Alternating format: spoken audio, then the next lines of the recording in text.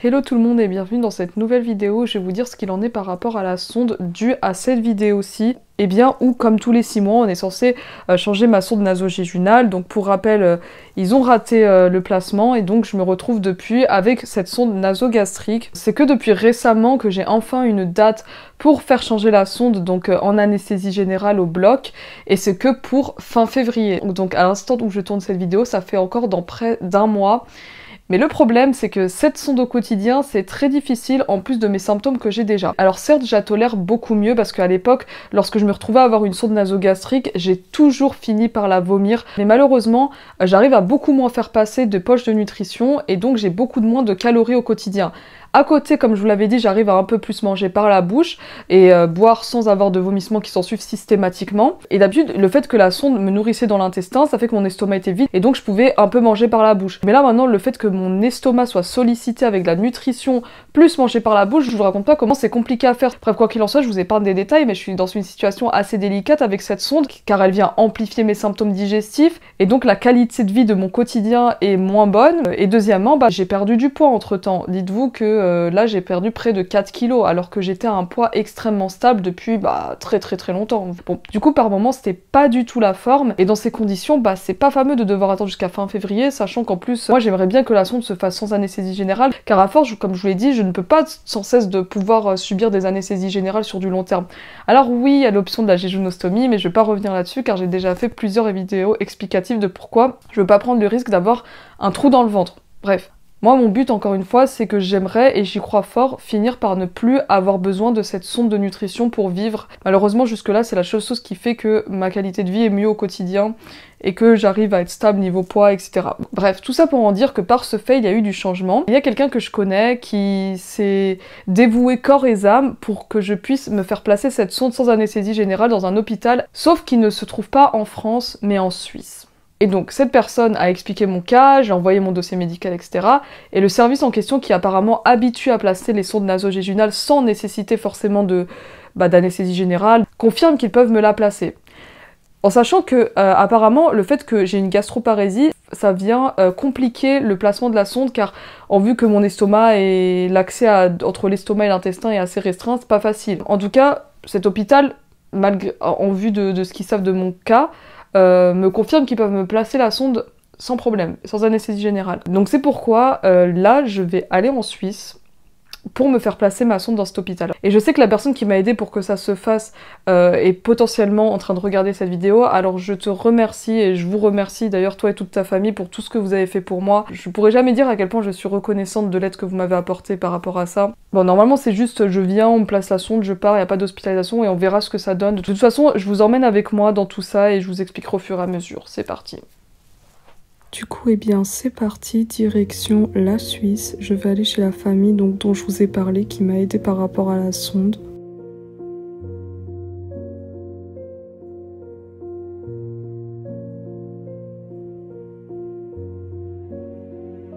Me voici ensuite bien arrivée à destination.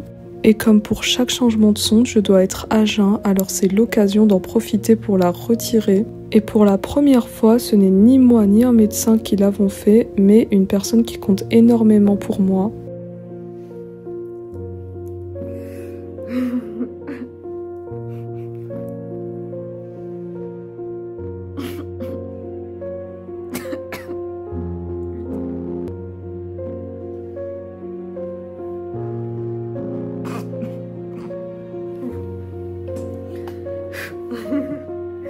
Bon, évidemment, à force d'avoir la sonde, ma narine est irritée. D'ailleurs, je demande toujours à ce qu'elle soit placée à gauche, car la droite ne supporte pas du tout.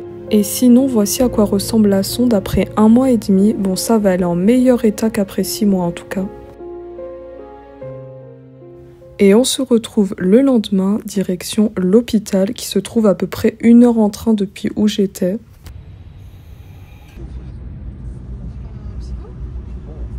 Me voici ensuite arrivée à l'hôpital. Il était tellement immense que c'était assez compliqué de trouver le service où j'étais attendue.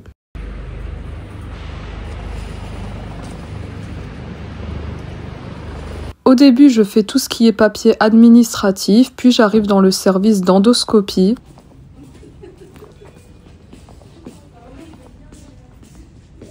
D'ailleurs, on m'a aussi mis le petit bracelet de l'hôpital pour mon identification. Comme avant chaque examen d'endoscopie, j'ai des papiers à remplir et signer. Je n'avais plus qu'à attendre mon tour et comme d'habitude, il y a du retard.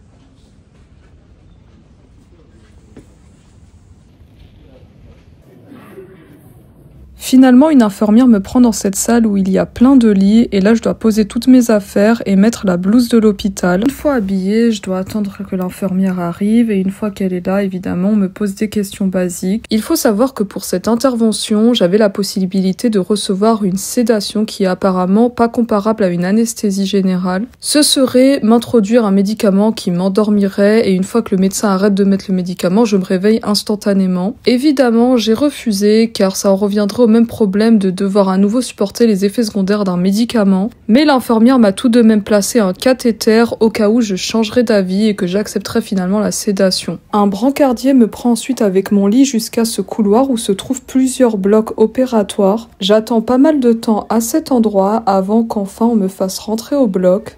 Il y avait une docteure, une aide-soignante et une infirmière qui se sont montrées très rassurantes. Elle m'explique le procédé de la sonde, etc. J'ai dû m'allonger sous cette table au bloc. Là, il y avait un contrôle radio, comme vous pouvez le voir, et je vais vous expliquer comment ça s'est passé. Pour commencer, je m'allonge sur le côté gauche, on me met un cale-dent, et puis tout ce qui est pour la surveillance cardiaque. Mais avant ça, on me pulvérise un spray anesthésiant dans les narines qui avait un horrible goût. Ce genre d'anesthésiant ne fonctionne pas du tout car on ressent totalement la douleur, mais bon, après, je l'ai fait en connaissance de cause. Et par contre, à la fin de l'examen, je ne sentais plus mes narines, et là, elles étaient anesthésiées, et ce qui n'avait plus aucun intérêt. Bref, la procédure était totalement différente de d'habitude. Pour la première fois, on m'introduit un endoscope via le nez et non par la bouche, donc je vous raconte pas comment c'était horrible. Le docteur avait un aperçu de mon système digestif via la caméra de l'endoscope, mais également via la radio qui était au-dessus de moi. Donc vous voyez, on peut totalement placer une sonde sous contrôle radio, alors que dans mon hôpital habituel, ils m'ont dit que c'était impossible à faire. Une fois l'endoscope bien dans l'intestin, le docteur a introduit un guide métallique directement dans l'endoscope afin qu'il rejoigne donc l'emplacement de l'intestin et ainsi on pouvait retirer l'endoscope de ma narine. Puis on ne comptait plus que sur la radio étant donné que la caméra a été retirée. On ne comptait désormais plus que sur la radio pour voir que la sonde soit bien en place. Pendant que le docteur tenait le guide, elle le faisait avec une pince et ça me faisait trop mal à la narine. Et à partir de ce guide, le docteur a donc placé la sonde. Et une fois que la sonde à son tour était dans l'intestin, le guide métallique fut retiré. Pour finir, un produit de contraste a été injecté dans la sonde afin d'avoir un bon aperçu de son emplacement. On m'a donc ensuite évidemment fixé la sonde à mon visage. Et comme vous pouvez l'apercevoir, c'est la première fois de ma vie que j'ai une sonde nasogéginale aussi fine. C'est la première fois que j'ai cette matière de sonde et ce modèle. Toutes les grosses sondes que j'avais jusque-là finissaient par me provoquer de gros mal de gorge et des escarres à la narine, mais là ça ne risque pas d'être le cas tellement que je la sens pas du tout. L'avantage est qu'elle va être beaucoup plus confortable au quotidien. Là, j'ai pu avoir une sonde fine car le procédé le permettait contrairement au procédé de mon hôpital habituel. Il faudra juste faire attention qu'elle ne se bouge pas car c'est plus fréquent avec des sondes qui ne sont pas grosses. Donc une fois la procédure finie, le brancardier me remet dans la salle où j'étais, je me rhabille, on m'enlève le cathéter et c'est fini. Je peux désormais à nouveau me brancher sans aucun symptôme et reprendre du poids. Me revoilà donc avec la sonde nasogéginale et j'espère que tout continuera à bien se passer. Et surtout que cette sonde ne va pas moisir aussi rapidement de l'intérieur et de l'extérieur comme toutes les autres, sachant que l'hôpital m'a dit que tant qu'elle est utilisable, il n'y a pas besoin de la changer, même 6 mois après. De toute façon, je vous tiens informé de tout comme d'habitude. Je vais donc devoir annuler mon rendez-vous au bloc pour fin février en France. Et puis les jours qui ont suivi, j'en ai profité pour passer un petit moment en Suisse et je suis ensuite rentrée chez moi. Et sur ce, je vous dis à la prochaine.